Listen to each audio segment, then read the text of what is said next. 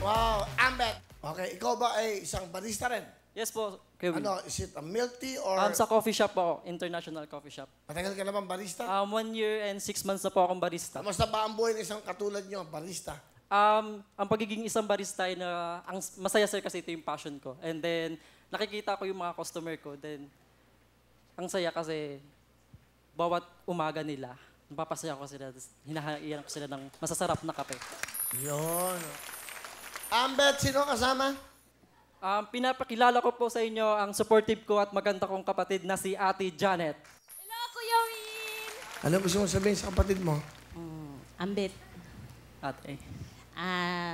lahat ng gusto mo, suportahan natin yan. Lahat ng pangarap mo, tuparin mo. Lalo na yung barista.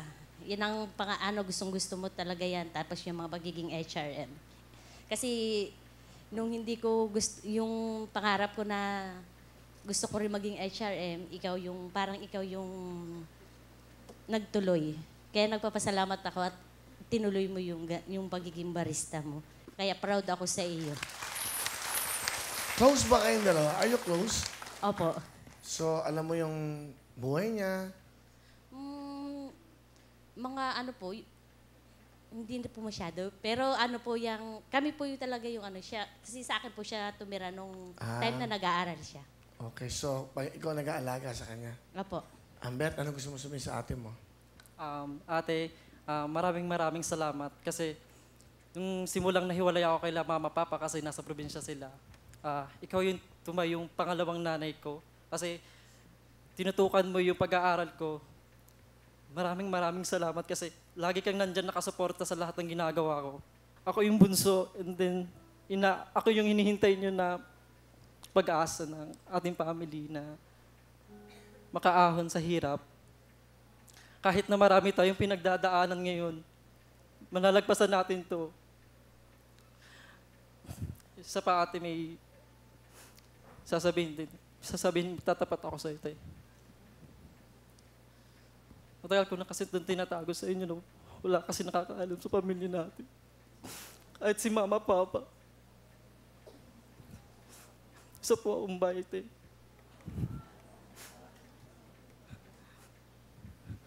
At yung sinasabi kong kasintahan ko is hindi babae.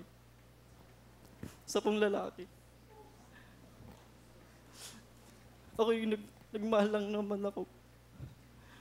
Dito kasi ako nagiging masaya. Tuwing uwi ako ng bahay, parang yung galaw ko, binabantayan ko kasi natatakot ako na mahusgahan at sabihin nyo na baka hindi nyo ako tanggap sa sitwasyon ko ngayon. Sobrang nahihirapan ako. Tuwing uwi ako, wala akong makausap. Pag may problema ako tungkol sa ganong relasyon, nahihirap kasi mag-solo lang ako. Lahat kayo may pamilya na ako na lang yung nag-iisa. Marami na akong pinagdaanan, te, na hindi nyo alam. Noong time na na-depress ako dahil feeling ko wala akong kakampi kasi hindi ko maisabi yung totoong ako. Hindi ako makawala sa isang box. Kaya nagpapasalamat ako sa pagkakataon nito kasi naglakas ako, loob ako na sabihin sa inyo ng pamilya ko. Kaya Will, pwede ko ba magmensahe kay Papa at kay Mama kasi nasabi ko, hindi rin po kasi nila. Alam mo, pinapanood ka ng buong mundo? Opo, Kuya Will. Makikita ka sa lahat. Facebook, Instagram, lahat sa social media.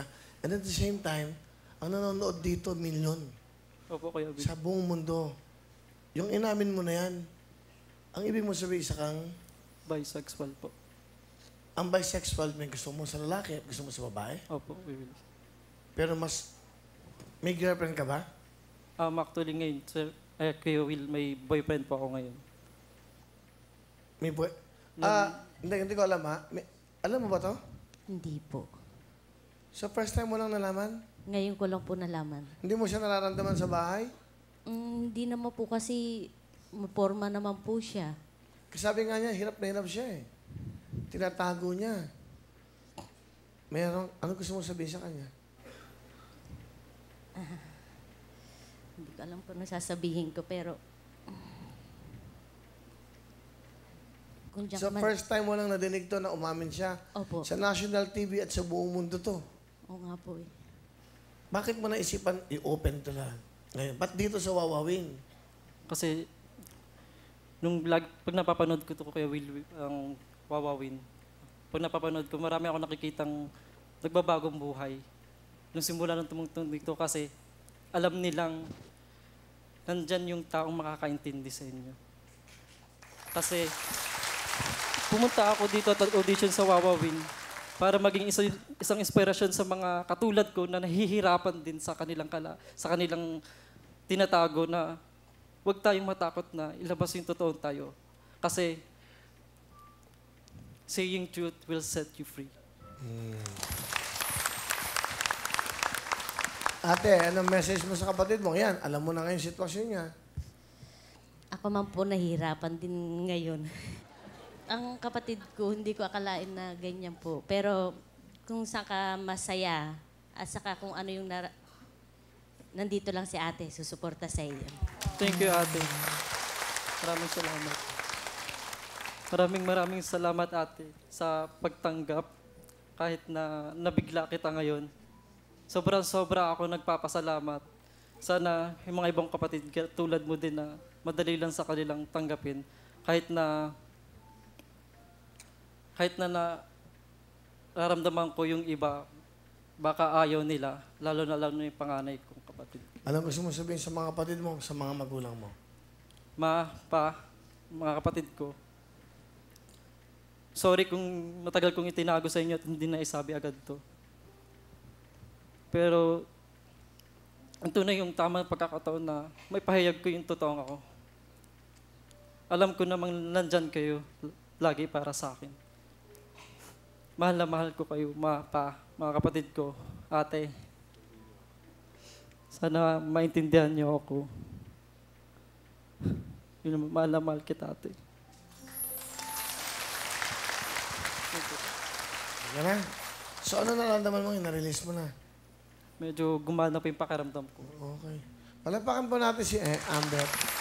You're welcome. Eka nga. Hindi mo dapat, parang ano yan nakakulong ka sa isang kulungan na walang rehas. Yes po. Ang hirap nun. Kinukulong mo yung sarili mo. Tama, sabi mo nakakulong ka sa kahon. Di ba? Tama yan. Di ba? Importante, totoo ka sa sarili mo. Okay. Hindi masama maging ganyan. Ganyan talaga ang buhay. Your part ng buhay yan eh. Opo kayo. So, importante, mabuti kang tao. Mabuting tao naman po ako. Asan yung boyfriend mo?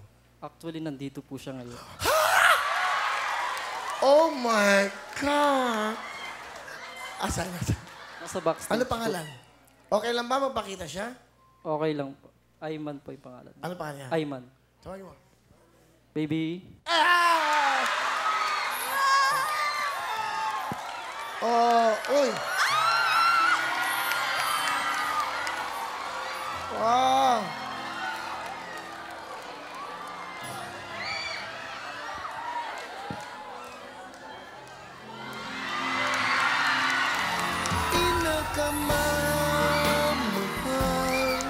Pinakamamahal kita, ako'y hindi magsasawa na lagi ay ibigin ka.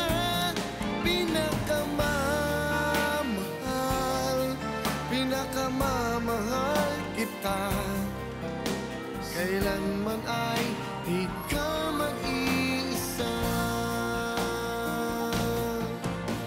Ako'y sumusumpa sa'yo hanggang sa kailanman. Palapakan po natin sila. Wow. Man, halika, sandali. Wow. Wow, hi, man. Oh, shake hands kayo. Okay, oh. Yan. Hello. Mga calls natin. Okay lang yan. We welcome you, ha? Again. Alam mo, dapat maging masaya kayo. Kasi masaya tong kapatid nyo, eh. Yun ang importante, eh. Dapat lahat masaya. Totoo naman po. Di ba? So, malalaman ng nanay tatay nyo, mga kapatid. Hindi naman kasi nangihimasok, pero ganun talaga eh. Wala kang magagawa eh. Yun talaga Buhay yun. po Eh. rin. Matagal na ba kayo, man? 6 months po. 6 months pa lang. Sobrang mahal ka nito. Kasi nung lumabas, ano niya, Naramdaman ko yung ano niya eh. Alam mo yung excitement. Ano gusto mo sabihin sa kanya? Sobrang proud na proud ako sa'yo. Kasi ako, madali ako natanggap eh. Hindi ko kailangan umamin. Yung sa kanya, hindi ko nga, nagulat nga rin po ako nung sinabi niya na gusto niyang umamin. Parang sabi ko, sure ka na ba? Pero sobrang proud ako. Ate, salamat po. Wala ka naman. Kung ano yung kasasaya ng kapatid ko, susuportahan ko. Sana ganun din yung iba kong kapatid. Meron ka bang message? Po. Yun. Maraming salamat. Walang mali sa pagmamahal. Tandaan mo yan. Walang mali sa pagmamahal. I love you. I love you too. Love you.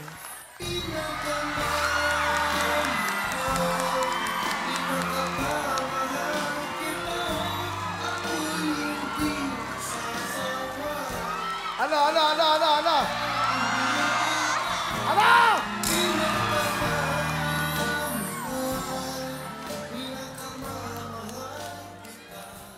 Hindi, nakakatuwa kasi.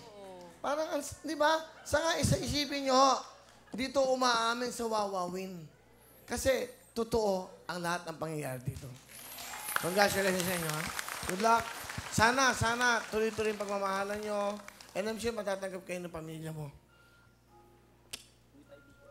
Ha? Uwi kami ng Bicol. Sama ako. Kasama talaga ate. Excited kayo? Sweet. True love talaga Tignan mo, ganyan. Will, parang napansin ko, totoo na yung ngiti niya. Kanina may nginig eh. Yung parang Hindi, actually nanganginig siya kanina. Nanganginig siya. aliwala. Congratulations, Amber. Congratulations. Salamat, Kuya Will. What you call freedom. Palapakan natin, of course. Una sa Ate Janet sa pagtanggap sa kapatid niya. Si Iman, and of course, Ambet. Okay na? Thank you, Iman, ha? Bait siya. Gwapo, ha? Actually, may tsura kayo pareho, eh. Pareho silang gwapo, eh. True. Wala na? Paano kayo nag-meet? Sa coffee shop. Sa coffee shop lang. Coffee shop. Bumisita siya doon. Parang nakita na kita. Nakita na ba tayo? Yes, Kuya Will. Saan? Last year dito, December 2018. Bakit? Yun yung talented LGBT po sa Wheel of Fortune. Sabi ko na, eh. Opo. Kaya nagulat ako kasi nakita niya raw ako sa TV. Doon nag-approach siya sa coffee shop. Nung pupunta ako sa coffee shop niya. Sabi ko saan? Sabi niya sa Wawawin. Talaga? Opo, Kuya Will. Tapos yun. Ganda, no? So Wawawin talaga kami nagkakilala kasi feeling ko kung di niya ako napanood sa Wawawin, hindi niya ako papansin. Hindi ko siya makikilala. Dito nagsimula yung story namin, Kuya Will. Grabe naman. Wow. Kilig kasi ako, eh. Kilig talaga. Katuwa naman yung love story niyo. Okay. Ano talent, Bet? Sasayaw, Kuya Will. Aba, panoodin natin, barkada natin. Ambet! Wow! Galing, ha? Ambet! Galing, ha? Woo! Very proud sa iyo, oh. Si Iman, oh. Galing, oh. O, ayan, meron kang 10,000, Ambet.